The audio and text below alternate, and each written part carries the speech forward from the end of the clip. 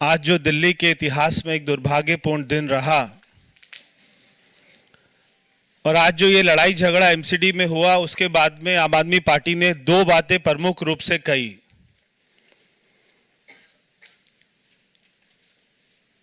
एक, उन्होंने पहला आरोप लगाया कि सारे पार्षदों का जब शपथ ग्रहण स्टार्ट हुआ तो उसमें सबसे पहले मनोनीत पार्षदों का शपथ क्यों हुआ। मैं आपको दिल्ली सरकार का 5 तारीख का नोटिफिकेशन दिखाना चाहता हूं। यह नोटिफिकेशन ये कहता है कि राष्ट्रीय राजधानी क्षेत्र दिल्ली के उपराज्यपाल अधिनियम की धारा 77 के अधीन महापौर के चुनाव के लिए सुश्री सत्या शर्मा, क्योंकि एक इसमें पीठासीन अधिकारी बनाया जाता है जो सारे पार्षदों को शपथ दिलाता है। ऐसे हमारे लोकसभा में भी होता है, ऐसे हमारे विधानसभा में भी होता है। इस स्मार्टफोन के युग में भी ये फोटो स्टूडियो बना के साल में 30 लाख कमा रहे हैं। आपको भी ये कमाना है, उनसे सीखना है तो फ्रीडम ऐप को अभी डाउनलोड कीजिए। और ये आगे कहता है कि सुश्री सत्या शर्मा को श्री संतोष कुमार राय, जिला दंडाधिकारी जो वहां के डीएम है, नई दिल्ली द्वारा धारा 32 के अनुसार शपथ दिलाई जाएगी। उसके बाद जो आखिरी लाइन है ये बहुत ही महत्वपूर्ण है।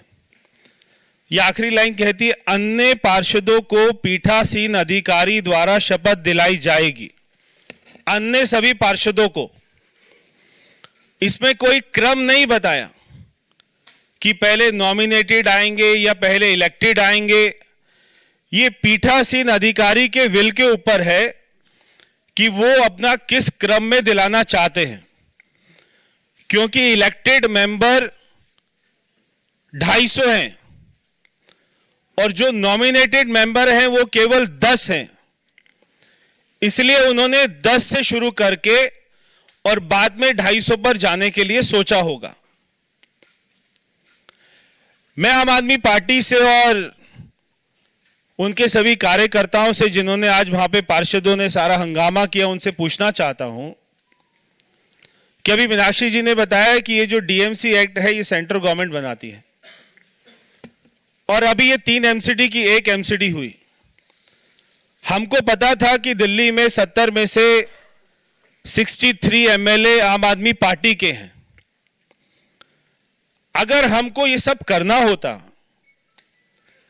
तो जो 14 एमएलए इसमें नॉमिनेटेड होते हैं वोट डालने के लिए, उसमें बीजेपी को केवल 1 ही एमएलए मिला है।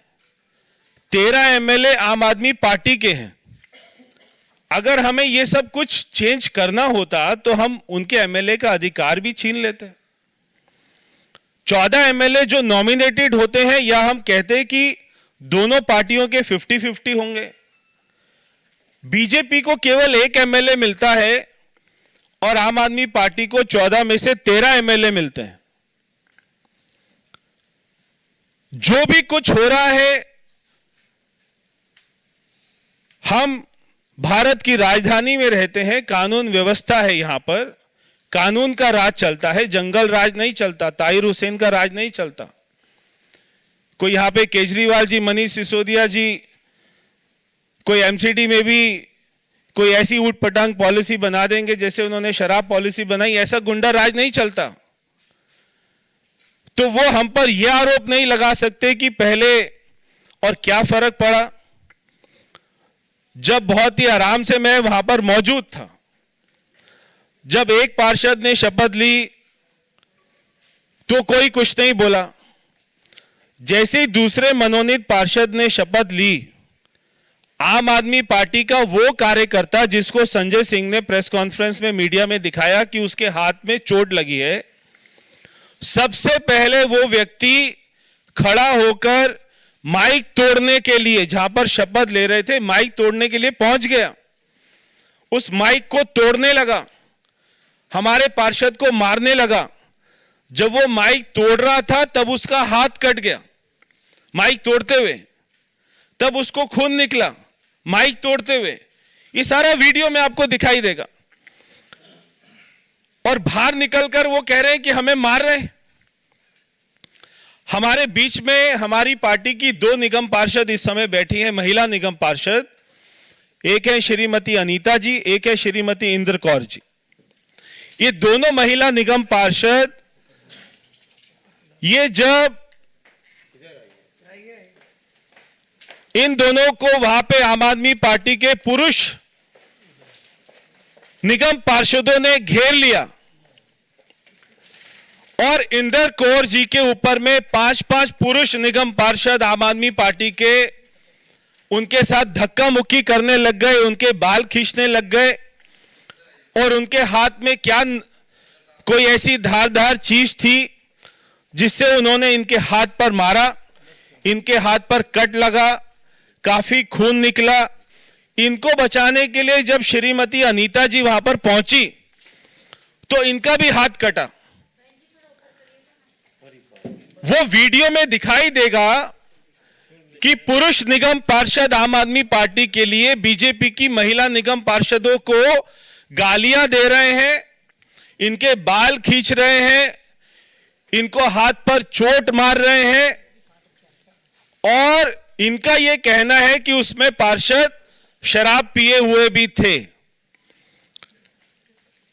आज जब दिल्ली की जनता नया मेयर का इंतजार कर रही थी तब उसने क्या देखा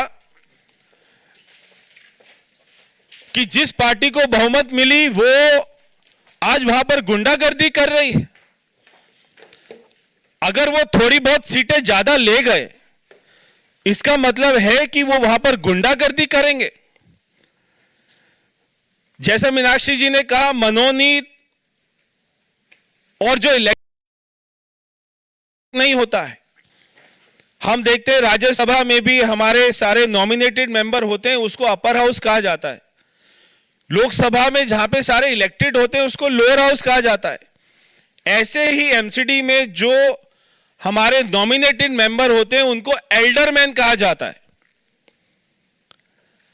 तो आप उनको एल्डरमैन कह रहे हैं मगर आप कह रहे हैं उनको वोटिंग का कोई राइट नहीं है। ऐसा हो सकता है क्या? ऐसा कहीं संविधान में नहीं लिखा, ऐसा कहीं संविधान में नहीं लिखा कि मनोनीत जो हमारा मेंबर होगा वो पहले शपथ नहीं ले सकता। ऐसा कहीं संविधान में डीएमसी एक्ट में नहीं लिखा। तो अगर उन्होंने पहले शपथ ली और उसके बाद में इलेक्टेड मेंबर शपथ लेते तो क्या फर्क पड़ता? और उसके बाद में मेयर का इलेक्शन होता, जिसको ज्यादा वोट मिलती वो जीत जाता, सबके सामने आ जाता। तो आम आदमी पार्टी ये जो आरोप लगा रही है, आज जो उन्होंने वहां पर गुंडागर्दी करी है, ये हमारे अंबेडकर जी के संविधान जो उन्होंने कॉन्स्टिट्यूशन बनाया उसका मजाक उड़ाया है, उसके साथ इन्होंने खिलवाड़ किया है। और हम चाहते हैं कि जल्दी से जल्दी दिल्ली के सारे निगम पार्षदों को वहां पर शपथ दिलाई जाए, मेयर दिल्ली को जल्दी मिले ताकि दिल्ली में काम होना, विकास होना जल्दी से शुरू हो सके। बहुत बहुत धन्यवाद। मित्रों, कोई प्रश्न है तो अपनी जगह हाथ उठा लेंगे। हम लोग इसकी पुलिस कंप्लेन भी करने जा रहे हैं जो एफआईआर के रूप में तब्दील कराने की हमारी कोशिश होगी। जो गुंडे बदमाश जिन्होंने, हाँ, वो वीडियोस के आधार पर निकाल के पुलिस जांच करेगी। 4 लोगों को बहुत हमारे यहाँ गहरी चोट आई है। मैं तो महिला इसके अलावे भी बहुत लोग हैं। आरएमएल के अंदर हमारे एक पार्षद हैं, उनके पांव में फ्रैक्चर हुआ है, शरद कपूर। और उसके अलावा कुसुमलता हमारी पार्षद हैं जिनके हाथ में पूरे यहाँ पर चोट है और सोजिश है।